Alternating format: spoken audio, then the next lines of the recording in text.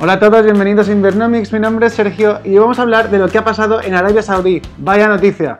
Arabia Saudí se está quedando sin dinero. Ya advertía hace poco más de una semana el ministro de Finanzas que el país no había sufrido una crisis de esta magnitud desde hace décadas y que habría que tomar medidas. Pues no han tardado mucho en tomar estas medidas, ya que esta mañana han anunciado recortes por un lado y subida de impuestos por otro. El primer ministro ha anunciado medidas de austeridad para ahorrar 27.000 millones de dólares. Esto incluye la suspensión a partir de junio de la paga por coste de vida, que por ejemplo para los funcionarios y militares suponía un ingreso de 265 dólares aproximadamente o 1.000 riyads. Por otro lado, también han anunciado una subida brutal del IVA, pasando del 5 al 15%. Y esto aún llama más la atención cuando uno conoce que el IVA se introdujo en ese país hace tan solo 2 años. Estas medidas claramente indican que aunque algunos expertos decían que Arabia Saudí podía aguantar con el petróleo barato, la cosa no es tan sencilla, están sufriendo mucho y están teniendo una crisis fiscal importantísima. Obviamente esto va a tener consecuencias para todos los ciudadanos del país. Otras medidas incluyen la cancelación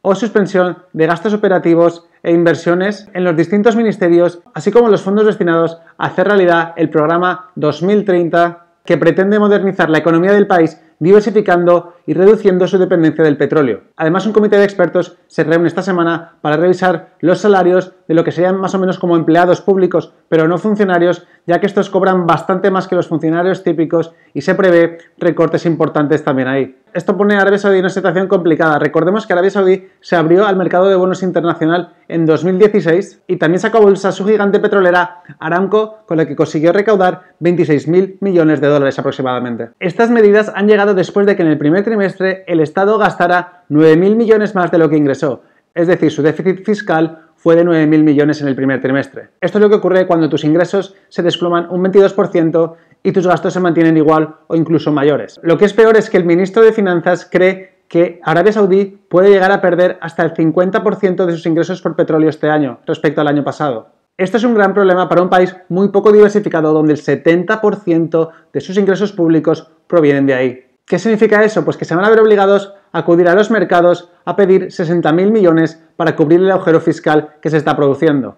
Por otro lado, en el primer trimestre se esfumaron 27.000 millones de dólares de las reservas de divisas extranjeras, lo que supone la mayor caída de estas reservas en los últimos 20 años, llevándolas a su nivel más bajo desde 2011. El ministro de Finanzas dijo literalmente: estas medidas son dolorosas pero necesarias para mantener la estabilidad financiera y económica sobre el medio y el largo plazo y superar una crisis como el coronavirus que es sin precedente con el menor daño posible. Mucho me temo que medidas de austeridad similares van a tomarse en muchos países y sin duda España será uno de ellos, ya que los países han seguido gastando lo mismo o más y los ingresos por recaudación de impuestos como el IVA, el IRPF o sociedades van a verse desplomados, con lo cual hay un agujero, un déficit fiscal brutal que va a hacer que el país tenga que tomar medidas especialmente complicadas. Y además la economía no va a rebotar de forma instantánea, con lo cual esa falta de recaudación la vamos a notar durante meses, sino años. En el caso de que seamos rescatados, estas medidas podrían ser incluso más agresivas. Así que de un modo u otro, probablemente veamos, por ejemplo, un IVA del 23% en España en el futuro próximo. Y esto es todo por hoy. Noticia histórica que debía ser contada y recordad siempre invertir con sentido.